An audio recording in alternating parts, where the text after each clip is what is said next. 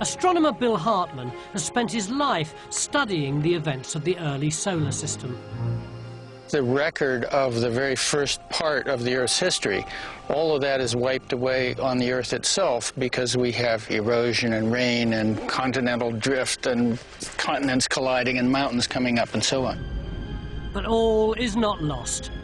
There is a record of Earth's earliest days, just not on Earth. It turns out the best place to look is on nearby Mercury and Mars.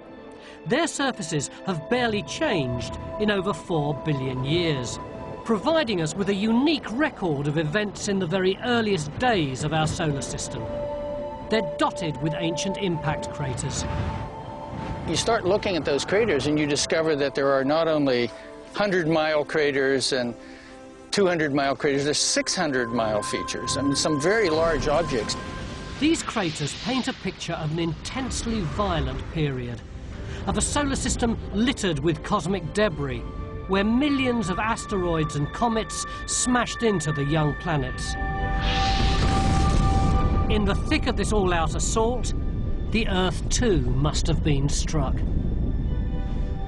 It was a window into the early history of the Earth, and it made us realize that the Earth itself has had this tremendous history of impacts, enormous impacts that could have really damaged the whole planet.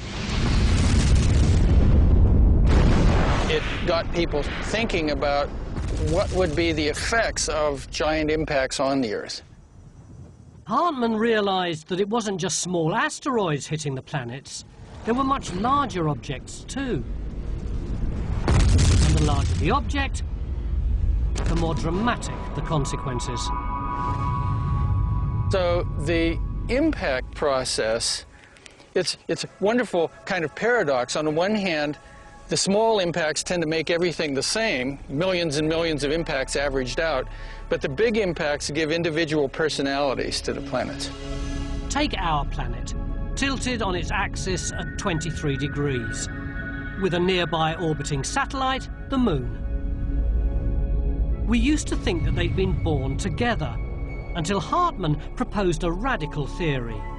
The Earth had been hit by something the size of another planet, creating that tilt and the Moon.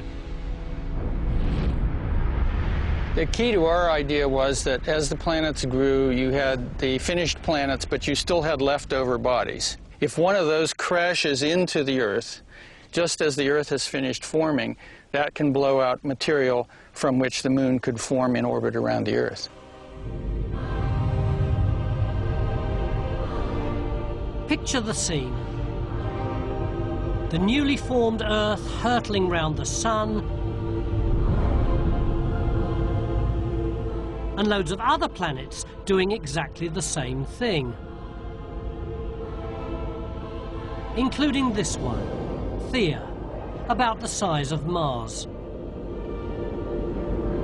It was orbiting the Sun at exactly the same distance as the Earth. The two planets were on a collision course. Theia hit the Earth at 25,000 miles per hour, with the force of billions of megaton bombs.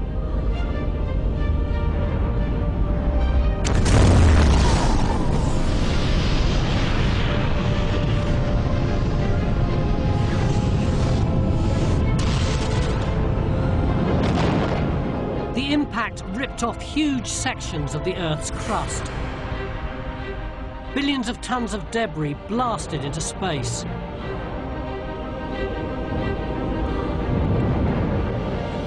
A ring of red-hot dust and rock formed around the Earth.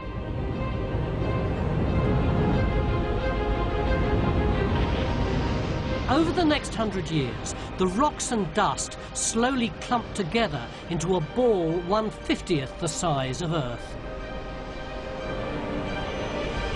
We call it the Moon.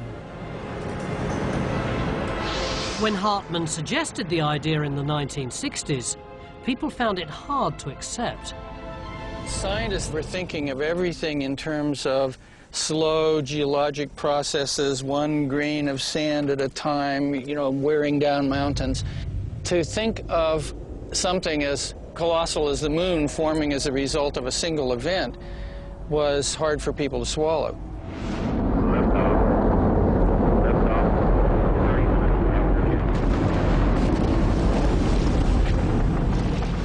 But then Hartmann got the first real clue that his theory might be true. The Apollo project. That's one small step for man, one giant leap for mankind.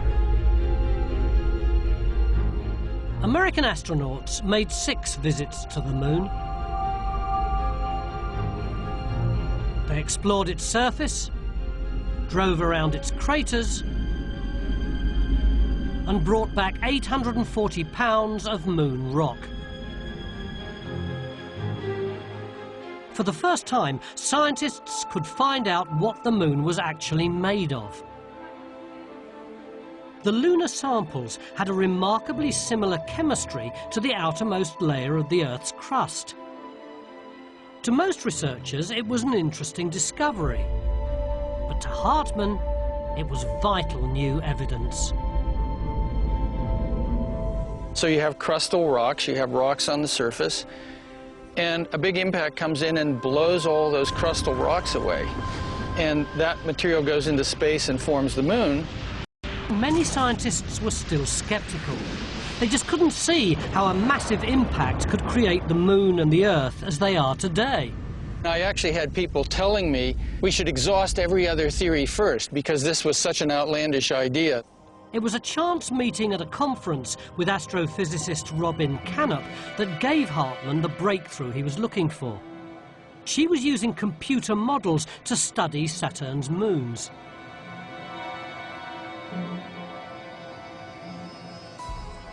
Bill Hartmann came up to me after my talk and asked me, have you ever thought about applying your models about how moons form within and near Saturn's rings to the origin of the moon?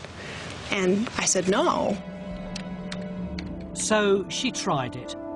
Canup used modelling software to recreate the early solar system.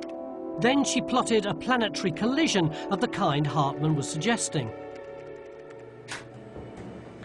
So we're 4.5 billion years ago, at the end of the Earth's formation. And we're in space, and we're watching as a small planet, the planet on the right, is about to hit the young Earth, represented by the larger planet on the left.